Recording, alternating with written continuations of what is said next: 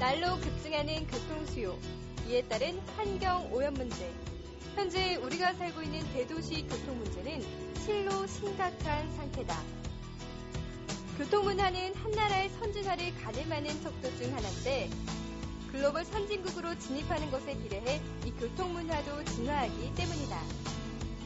IT 강국인 대한민국은 이에 발맞춰 선진교통 시스템 인프라를 구축해 나가고 있다.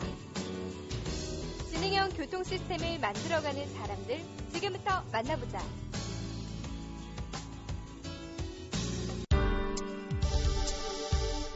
매일 막히고 붐비는 도심의 교통 상황.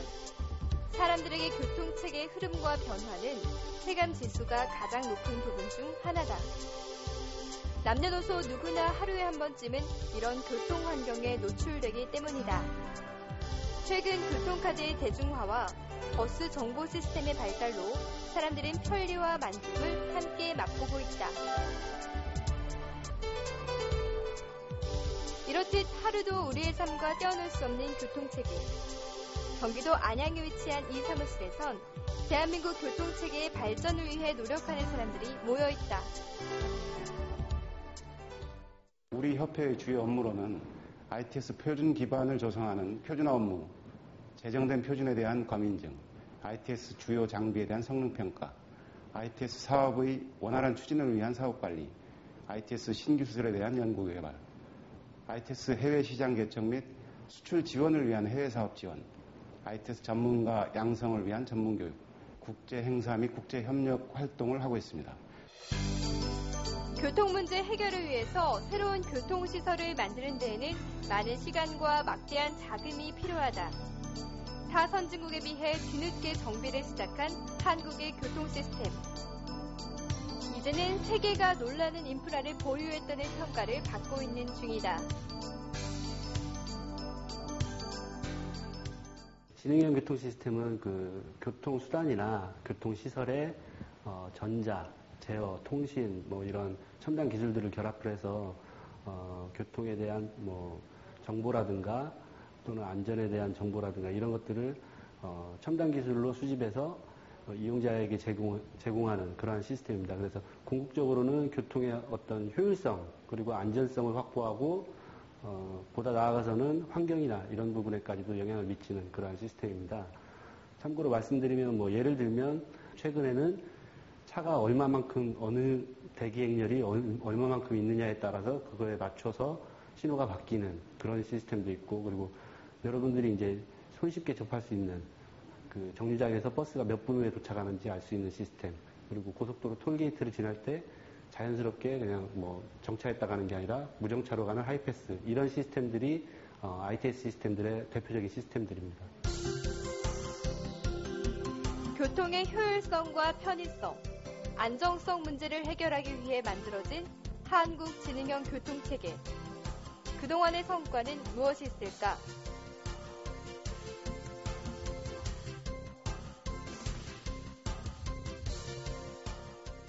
그 세계대회 이전은 이제 우리나라에 ITS가 이제 막 도입되기 시작한 시점이었기 때문에 관련 연구나 사업 이런 게 거의 크게 이루어지지는 않았습니다. 하지만 이제 세계대회를 이후로 ITS에 대한 그 필요성이라든가 이런 게 굉장히 중요하게 느껴졌습니다. 왜냐하면 이제 도로를 건설하거나 용량을 늘리는 것보다는 이제 기존의 시설들을 최대한 활용하자, 또 활용하면서 안전성을 높이자, 효율성을 향상시키자, 이런 그러한 생각들이 굉장히 많아졌기 때문에 ITS가 이제 굉장히 많이 필요하다라는 의식이 고취가 되었고요.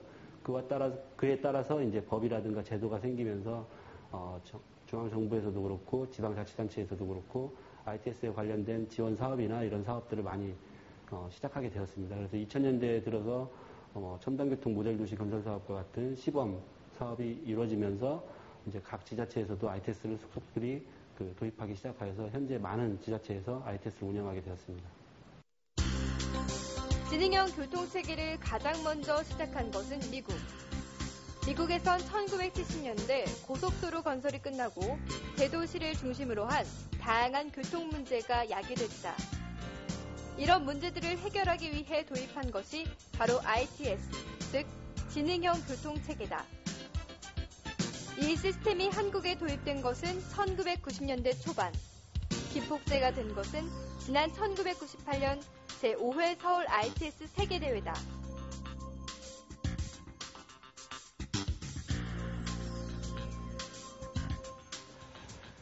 국내에는 ITS 도입이 된 게 90년대 초반부터 도입이 되었고요. 98년도, 1998년 제5회 ITS 서울 세계대회를 기점으로 ITS에 대한 큰 관심을 가지게 되었습니다. 그때부터 제도적으로 필요한 법이라든가 그리고 어떻게 추진할 것인가에 대한 기본 계획이라든가 이런 것들이 수립이 되었고요. 그리고 2002년도에 이런 것들을 중심으로 ITS를 어떻게 추진해야 되는지에 대한 기본적인 사업인 첨단교통 모델도시 건설 사업이 이루어지게 됐습니다. 그걸 시범 사업으로 추진하게 되면서 이제 본격적으로 국내 ITS가 도입되게 되었습니다. 한국의 ITS 기술이 급성장하기까지는 이곳 협회의 노력이 주요했다.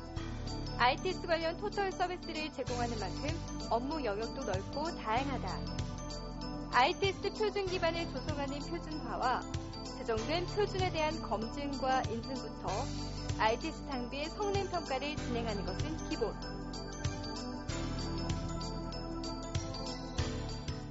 네, 저희 부서는 검인증 부서입니다. 2005년도에 국토해양부로부터 표준 적용 검증 기관으로 지정을 받아서 ITS 기술 기준에 대한 검증 업무를 하고 있습니다. 주로 이제 국토해양부에서 제공하고 있는 교통 정보에 대해서 지방자치단체에서 수집하고 있는 정보를 사전에 기술 기준에 적합하게 정의되어서 국토해양부로 보내고 있는지를 사전에 검증하는 업무를 하고 있고요. 그 외에 이제 ITS 장비에 대해서 현장에 설치되기 전에 어떤 성능이 일정 수준 이상으로 나오는지에 대해서 검증 업무를 하고 있습니다. 또한 도로에서 일어날 수 있는 사고를 미연에 방지할 수 있는 핵심 기술을 개발하는 업무와 ITS 신기술에 대한 연구 개발 등 다양한 일들을 맡고 있다. 스마트 하이웨이 사업은 다음 세대 ITS를 준비하는 것입니다.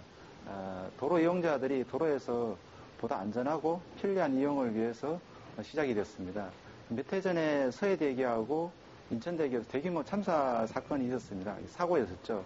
인재였었고, 이러한 인재를 실제로 사고 나는 부분을 미연에 방지할 수 있는 핵심 기술을 개발하는 것을 주요 내용으로 하고 있습니다. 최근에 미국과 유럽을 중심으로 전 세계적으로 이슈가 되고 있는 것이 이제 VTX 서비스라고 합니다. 차량 간 그리고 차량과 도로변에 있는 시설물과의 고속 무선 통신을 이용해서, 즉 여기는 이제 웨이브 통신이라고 합니다. 이 웨이브 통신을 이용해서 추돌 사고 등을 예방하는 기술 개발에 중점을 두고 있습니다. 이 협회의 업무는 교통 혼잡을 완화하고 교통사고 감소, 교통환경 개선을 위해 지속적으로 확대 구축되고 있는 중이다.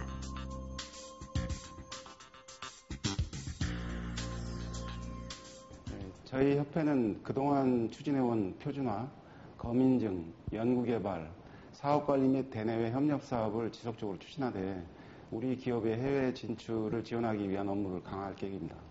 해외 사업 활성화를 통해 세계 시장에서 한국의 ITS 점유율을 현재 2% 수준에서 10% 수준으로 끌어올려서 우리나라가 ITS 선진국 반열에 들도록 하고 싶습니다. 두 번째로 ITS 국내 시장 규모를 지금의 2~3배 정도 확대시키고 싶습니다. 현재의 4~5천억 대의 시장 규모로는 기업에서 ITS 기술 개발에 투자하기 어려운 환경입니다. 시장 규모의 확대를 위해서 생활 밀착형 대민 교통 서비스 개선을 위주로 한 시스템이나 서비스를 개발해야만 합니다.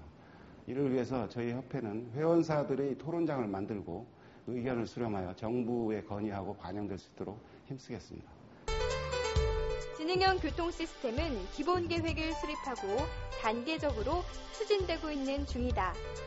하지만 이 지능형 교통 시스템에 대한 기본 개념이 잘 인식되어 있지 않아 어려움이 있는 상황.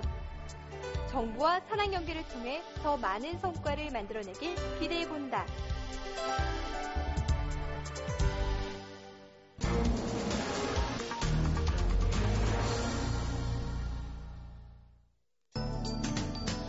이제는 100세 시대. 현대 의학이 발달하고 인간 수명이 늘어나면서 은퇴 후 생활에 대한 관심이 높아지고 있다. 빠르게 증가하는 노인 인구에 대한 많은 노력과 대책이 필요한 시기. 실버 산업 성장에 있어 정부 당국은 물론 민간 참여가 늘어나고 있다. 최근 이런 시대 흐름에 발맞춰 실버 전문가를 본격적으로 양성하는 기관이 등장해 화제다. 실버 산업에 대한 전문 지식과 교육에 대해 디지털화를 시도하고 21세기를 대표할 실버 전문가 양성을 선도하는 곳. 함께 가보자.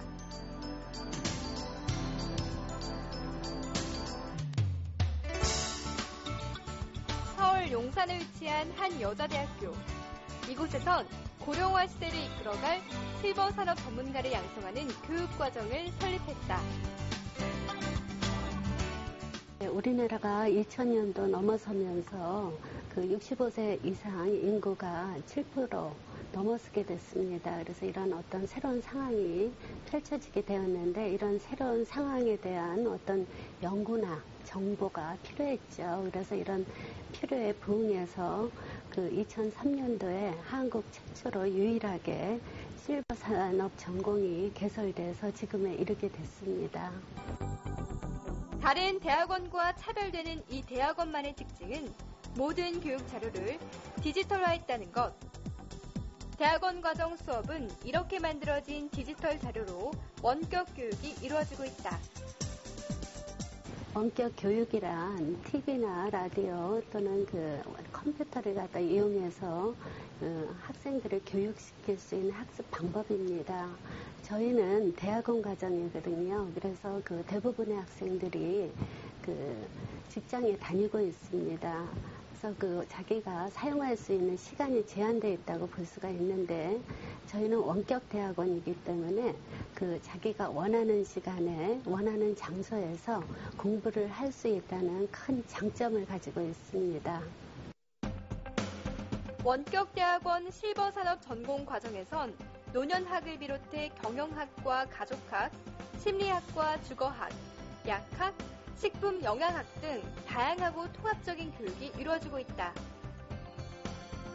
실버 산업이란 실버층을 대상으로 활동하는 기업군 기업 집단을 얘기합니다. 저희 전공에서는 그 다음과 같은 5개 산업으로 분류를 합니다. 즉 실버 여가산업, 실버 주거산업, 실버 의료산업, 그다음에 실버 금융산업, 실버 제품 및 서비스 이렇게 5개 산업으로 분류를 해서 그 전문적인 지식 및 학문적인 연구를 수행하고 있습니다. 각 과목별로 매주 새로운 주제의 사이버 강의를 제공하는 방식. 인터넷과 이메일을 통해 사이버 강의 담당 교수의 상세한 피드백이 제공된다. 원격 대학원 실버 산업 전공 과정은 학습자의 요구에 부합하는 맞춤식 교과 과정으로 설계된 것이 특징. 매달 2회 이상의 출석 수업과 특강, 워크숍이 진행된다. 우리나라 원격 교육의 역사는 오래됐다고 볼 수가 있습니다. 현재 많은 소프트웨어나 하드웨어의 개발로 인해서 그 학생들이 원하는 방향으로 수업이 이루어진다고 볼 수가 있고요. 또한 그 한 달에 2번 이상 오프라인을 갖다가 저희는 그 오프라인 수업을 하고 있습니다. 그래서 일반 대학원과 마찬가지로 그다지 큰 어려움은 없다고 생각이 듭니다. 이 학교의 원격 대학원 실버 산업 전공 과정을 이끄는 사람은 김수근 교수. 김수근 교수는 성공적인 노령화 사회를 맞이하기 위한 여러 방안을 구상하고 있다. 이에 대한 준비는 공적 차원인 정부나 또는 사적 차원인 기업과 이와 관련된 어떤 사회 조직들, 개인적인 차원이 있을 수 있겠습니다. 여기에서는 공적 차원이나 개인적인 차원은 배제하고 사적 차원 중에서 기업에 대해 언급을 하면 지금 노년층 대상인 그 실버 시장은 전 세계적으로 떠오르는 블루오션입니다. 현재에도 많은 기업들이 활동하고 있지만 이렇게 떠오르는 시장에 대해서 먼저 선점한다는 것은 기업의 생존에 큰 역할을 갖다 할 것입니다. 그 기업은 현 상황에 대한 그 자기가 기업의 그 상황 파악과 환경 변화에 대해서 그 전략 수립을 준비해야 할 것입니다. 최근 노인 인구가 빠르게 증가하면서 실버 산업도 함께 성장하는 추세.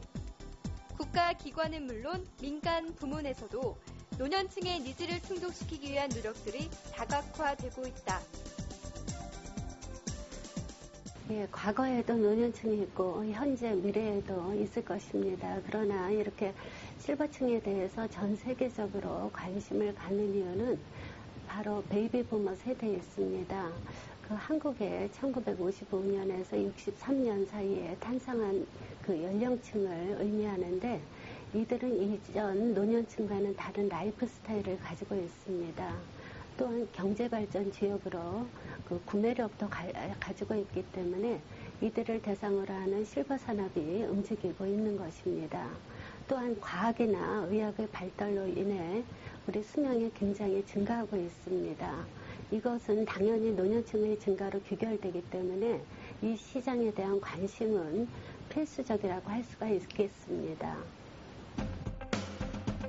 실버 산업이 성공하기 위해선 노인들에게 질 높고 만족스러운 서비스가 제공될 수 있게 하는 것이 급선무. 김수근 교수는 그러기 위해선 실버 산업을 이끌어갈 전문가 양성이 반드시 필요하다고 말한다. 이미 시장은 형성되어 있습니다. 예를 들면 2008년 7월에 장기 요양보험이 개시가 됐습니다. 이에 따라서 의료 관련 시설이 많이 생겼고요. 제품이나 서비스가 활발하게 개발되고 판매되고 있습니다. 따라서 노년층 증가로 인해 이들이 필요로 하는 제품 및 서비스의 개발은 당연한 것입니다. 그러므로 이들을 담당한 그 전문 인력의 육성은 필수적이라고 할 수가 있겠습니다. 원격 대학원에서 실버 산업 전공 과정을 모두 마친 학생들은 금융과 여가산업, 의료, 제품 생산 등 실버 산업의 다양한 분야로 진출하게 된다. 지금 현재 우리나라는 다른 나라를 비교해도 좀 빠르게 고령화 시대가 진행되고 있고요. 그러한 고령화 시대가 요구하는 실버 산업에 대한 최신의 전문 지식이라든지 정보 기술 등 모든 교육 자료를 모두 디지털화하여서 원우들이 언제 어디서든 시간과 공간에 구애받지 않고 언제든지 학습을 할 수 있다는 것이 저희 원격대학원의 가장 큰 장점이고요. 저 같은 경우도 아무래도 직장인을 병행하면서도 정규적인 석사학위를 딸 수 있다는 것이 가장 큰 저희 그 교육과정의 큰 장점이라고 생각을 합니다. 사실 관심 있는 분야가 되게 많아요. 왜냐하면은 성장 잠재력이라든가 이런 게 굉장히 크잖아요. 또 알려진 것보다도 더 앞으로 뭐 베이비붐 세대는 이제 많이 그런 얘기가 많은데 폭발적인 시장이 형성이 될 거라고 보고 있기 때문에 관심이 많은데 저는 그 중에서도 금융 쪽으로 일단 좀 관심이 있습니다. 그래서 보통 아직까지는 뭐 연금이나 보험 쪽으로 좀 치중된 측면이 있는데 향후에는 자산관리나 이쪽으로 좀 괜찮게 보고 있기 때문에 저는 그쪽으로 좀 많이 생각을 하고 있습니다. 노인들의 니즈에 적합한 상품을 생산하고 서비스를 제공하는 것. 그로 인해 건강하고 행복한 노년기 삶을 만들어갈 수 있도록 돕는 것이 실버 산업 전문가 양성 과정의 최종 목표다. 실버 산업 전공에서의 모든 교과목은 이론과 실제가 함께 이루어져야 한다는 그 실천적인 사명을 가지고 있습니다.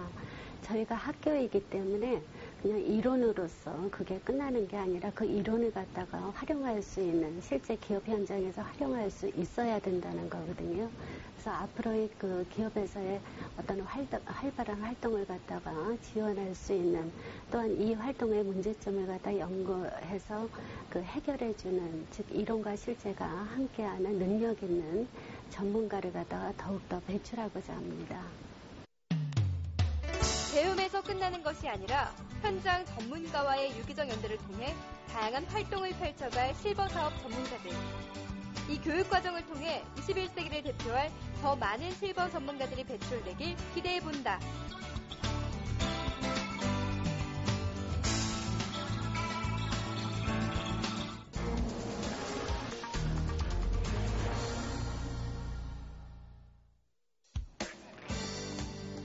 서울의 한 경영대학원. 이곳에선 한국인이라면 누구나 한 번쯤 고민했을 영어 교육이 진행되고 있다. 기존의 우리 영문학과 교수들하고 그리고 동시통역사 또 영어를 가르치는 중고등학교 선생님들이랑 저희들이 한 3년 전에 결성한 이 집단입니다. 동사와 명사, 형용사. 아무리 배워도 기억하기 힘들었던 딱딱한 오형식의 영어 어순들. 하지만 이곳에선 어렵게만 느껴졌던 그 영어가 너무나도 쉽고 편하게 느껴지는 그 경험을 할 수 있다는데. 저희 같은 경우는 문법을 기존의 칠판이나 평면적으로 가르치지 않고 미러클 오형식이라는 입체 블록으로 쉽게 아주 효과적으로 가르칩니다. 그래서 10년 정도를 영어를 공부해도 예를 들어서 투부정사 같은 거를 명사도 되고 형용사도 되고 부사도 된다는 그 원리를 깨우치지 못하는데 저희가 가르치면 한 4, 5분이면 투부정사의 명사적 용법, 형용사적 용법, 부사적 용법들을 아주 쉽게 쏙쏙 깨우치게 됩니다. 이곳에서 보여주는 영어 교육은 책상 앞에 앉아 진행되는 기존의 학습 방법과는 조금 다르다. 딱딱한 오형식 영어 어순들을 스스로 블록으로 직접 만들어 보면서 온몸과 신경으로 익히도록 하는 것이다. 기존의 영어 교육은 지금까지 우리가 영어 교수법이라는 게 평면적이고 항상 칠판이나 빔 프로젝트를 이용하는 교육에서 벗어나지 못했거든요. 그런데 저희 같은 경우는 그 입체적인 입체 블록을 특허를 내서 그걸 제품으로 만들었고, 그래서 자기가 스스로 블록을 이동해 보면서 그 영어 문장의 구성 원리를 블록 이동을 통해서 자기가 스스로 깨닫게 하는 그 원리에 착안해서 이 교육 자체를 구성주의 교육 방법으로 택하고 있습니다. 두뇌의 과학적 원리를 이용해 두뇌가 가장 좋아하는 방식인 스토리텔링 기법을 적용한 공부 방식으로 명사 부족, 동사 부족, 형용사 부족, 부사 부족, 문장 확장 부족, 변신 부족 등의 덩어리 단위로 끊어서 공부할 수 있다. 영어에서 가장 한국 사람들이 헷갈려하고 어려워하는 부분이 변신 부족입니다. 그래 to 플러스 동사가 명사도 되고 형용사도 되고 부사도 된다든가, 또는 대절이라는 게 명사도 되고 형용사도 부사가 되고, 또는 동사 플러스 ing라는 게 동명사도 되고 형용사도 되고 부사도 되는데, 이런 변신하는 부족들을 설명할 때 기존의 칠판으로 교육할 때는 굉장히 어려웠던 것들을 아이들이나 배우는 영어를 배우는 학생들이 그 원리를 깨닫는데 굉장히 빠른 시간 내에 재미있게 배운다는 게 가장 큰 장점입니다. 유럽 사람들과 영어 달인들의 머릿속에만 특별하게 그려져 있는 강력한 단어 배열 순서. 즉, 영어 어순 회로도를 누구나 쉽고 빠르게 익힐 수 있도록 입체 모형도를 특허 출원하고 올해처럼 제품화에 성공했다.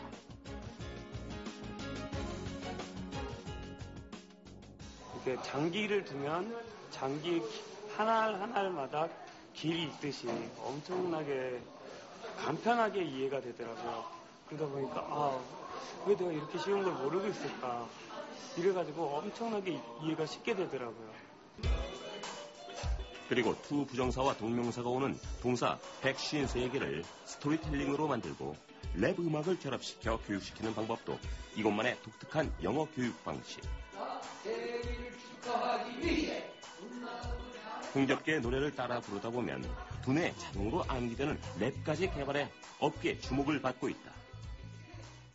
저희들이 이 가장 쉬운 영어를 한국 사람이 가장 어려운 문법을 가장 쉬운 방법으로 가르치는 교수법에 대한 연구가 거의 이제 마무리됐기 때문에 저희들이 나중에 500명, 1000명을 모아놓고 하는 대형 콘서트처럼 영문법에 대한 콘서트를 즐기면서 노래도 부르면서 진짜로 단시간 내에 마스터할 수 있는 그런 프로그램들을 기획하고 있습니다. 혁명적인 영어 교육 프로그램을 개발한 지칠규 박사. 이 성과를 인정받아 한일간지의 자랑스러운 혁신 한국인 교육 부문에 선정되기도 했다. 그의 노력들이 영어 공부가 어려워 힘들어하는 학생들에게 더 많은 도움이 되길 기대해본다.